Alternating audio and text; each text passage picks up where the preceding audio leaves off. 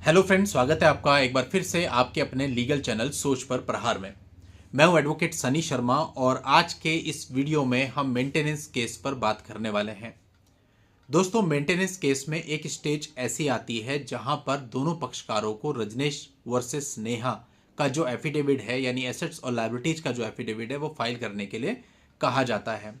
Even कानून तो यह है कि जब पत्नी अपनी तरफ से मेंटेनेंस की पिटीशन लगाएगी तो उसके साथ में वो रजनेश वर्सेस नेहा का एफिडेविट भी देगी। अब मान लेते हैं कि उस समय पर उसने वो एफिडेविट दे दिया है और जब आप उसका अवलोकन करते हैं तो आपको पता चलता है कि उसमें उसने अपनी बैंक स्टेटमेंट नहीं लगाई, अपनी आईटीआर नहीं लगाई, अपनी कंप्लीट एजुकेशन नहीं बताई या और भी कुछ तथ्य छुपा लिए हैं। या दूसरा केस ये भी हो सकता है कि आप कोर्ट जाके फाइल का अवलोकन करते हैं, आपको पता चलता है कि ऐसा कोई एफिडेविट फाइल में है ही नहीं। तो इसमें सबसे पहले आपको कोर्ट को कहना होगा कि साहब उसने अपना एफिडेविट फाइल नहीं किया है और उसको आदेशित किया जाए कि अपना एफिडेविट फाइल करे, क्योंकि अकॉर्डिंग टू लॉ उसे अपनी मेंटेनेंस पिटीशन के साथ ही एफिडेविट फाइल करना होता है और बिना उसके एफिडेविट फाइल किए आप अपना एफिडेविट फाइल ना करें। तो जब उसका एफिडेविट आ जाता है, उसका अवलोकन आप करते हैं और आपको सेम चीजें पता चलती हैं कि उसने कुछ चीजें छुपा ली हैं या कुछ मिस रिप्रेजेंटेशन किया है। अब कई वीडियो में इस पर बना चुका हूं तो मैं रिपीट नहीं करूंगा। आप सिंपल एक एप्लीकेशन लगा देते हैं, 91 सीआरपीसी नए लॉ में लगा रहे हैं तो 94 बीएनएसएस, जिसमें आप कोर्ट को कहते हैं कि इसने ये चीजें छुपाई हैं और इसको आदेशित किया जाए कि अगली निर्धारित तिथि पर ये सारी चीजें कोर्ट में प्रेजेंट करे, या फिर इसके एम्प्लॉयर को या इसके बैंक को यह आदेशित किया जाए कि वो उसकी बैंक डिटेल या फिर एम्प्लॉयर उसकी एम्प्लॉयमेंट की डिटेल कोर्ट में प्रोड्यूस करे, या आईटी विभाग को यह कहा जाए कि उसकी आईटीआर कोर्ट में प्रोड्यूस करे। यहां तक की जो प्रक्रिया है ये अब आज के समय पे लगभग सभी को पता चल चुकी है। आज का जो वीडियो है इसका मकसद इससे आगे की कहानी बयान करना है।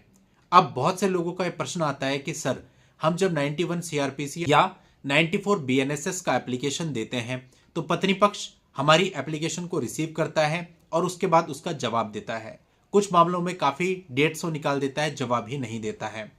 आपका काम यह होना चाहिए कि बिना उस एप्लीकेशन को डिसाइड किए आप इंटरिम मेंटेनेंस को डिसाइड मत करवाओ। यदि लड़की वाले प्रेस करते हैं या कोर्ट आपको बोलता है कि भाई आपको तो इंटरिम लगना है, तो आप बोलिए कि पहले मेरी वो एप्लीकेशन पेंडिंग है, उसको डिसाइड किया जाए। चलिए, कोर्ट इस बात पे आ जाता है कि पहले उसको डिसाइड करते हैं और पत्नी पक्ष अपना रिप्लाई उसमें सबमिट कर देता है।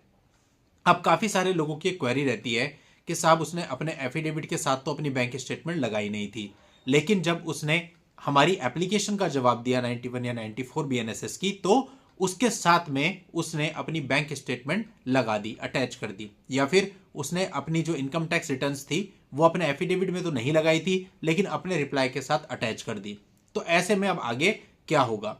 देखिए, आमतौर पर प्रैक्टिस में यह होता है कि अपनी एप्लीकेशन में आपने जो जो चीजें ना लगाना बताया था वो सारी चीजें अगर वो अपने रिप्लाई के साथ में अटैच कर देती है तो कोर्ट उनको कंसीडर कर लेता है और उसके बाद उसी के आधार पे इंटरिम मेंटेनेंस पे सुनवाई हो जाती है। कई लोगों का प्रश्न होगा तो क्या ऐसे में लड़की के खिलाफ कोई कार्रवाई नहीं होती?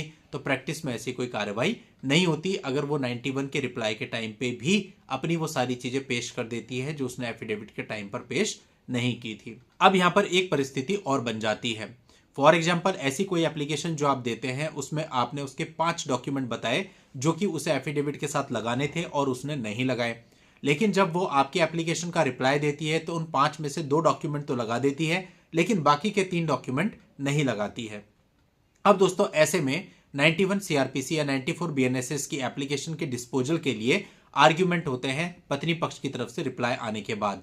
तो वो आर्ग्यूमेंट भी आप रिटर्न में ही कीजिए और उसमें बताइए कि आपने 5 पॉइंट्स रेज किए थे, एक्सप्लेन करिए कौन कौन से रेज किए थे और बताइए कि इस पॉइंट के अगेंस्ट उन्होंने ये डॉक्यूमेंट सबमिट किया है, इस पॉइंट के अगेंस्ट ये डॉक्यूमेंट सबमिट किया है, लेकिन इन पॉइंट्स के अगेंस्ट आज भी उसने कोई भी डॉक्यूमेंट सबमिट या अटैच नहीं किया है। तो उसको आदेशित किया जाए कि जो बचे हुए 3 डॉक्यूमेंट हैं इनको नेक्स्ट डेट पर कोर्ट में प्रोड्यूस करे। आपको रिटर्न में आर्ग्यूमेंट जरूर करना चाहिए, अदरवाइज पार्शियल के केस में आपको दिक्कत हो सकती है। बहुत से मामले ऐसे रहते हैं जहां एप्लीकेशन का डिस्पोजल हो जाता है और पत्नी को कुछ भी प्रोड्यूस करने का आदेश नहीं दिया जाता क्योंकि उसने 1 या 2 चीजें प्रोड्यूस कर दी हैं, बाकी सारी चीजें उसी में कहीं खो करके रह जाती हैं। तो ऐसे में यदि आप रिटर्न आर्ग्यूमेंट प्रॉपर बना के देते हो कि साहब मेरे 5 क्लेम थे, 5 में से 2 ही चीजें अटैच हुई, 3 चीजें आज भी अटैच नहीं हुई हैं, और उसको आदेशित किया जाए और उसके बाद भी कोर्ट आदेश नहीं करता, तो एटलीस्ट आप ऊपर वाली कोर्ट में उस ऑर्डर को लेकर के जा सकते हैं। अब दोस्तों 91 सीआरपीसी या 94 बीएनएसएस की एप्लीकेशन को डिसाइड करते हुए कोर्ट एक आदेश पारित करती है।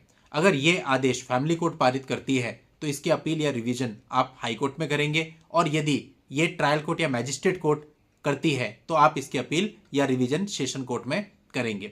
लेकिन ऊपर भी जाने का तभी फायदा है जब रिटर्न में सारी चीजें रिकॉर्ड पर हों, तो आर्ग्यूमेंट रिटर्न में आपका होना चाहिए। अब इसमें एक और क्वेरी आती है कि यदि पत्नी ने वो सारे डॉक्यूमेंट ही 94 बीएनएसएस के रिप्लाई के साथ अटैच कर दिए जो कि मांगे गए थे, तो क्या हम भविष्य में उसके ऊपर परजरी कर सकते हैं?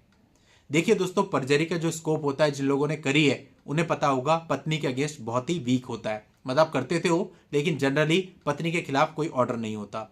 और अगर मामला ऐसा है कि जिस ग्राउंड्स पे परजरी की जा रही है वो डॉक्यूमेंट्स ऑलरेडी रिकॉर्ड पे आ चुके हैं, तो परजरी में आप ये मान के चलिए कि 99% पत्नी के खिलाफ कुछ भी नहीं होगा। लेकिन हाँ, बात यहीं खत्म नहीं होती।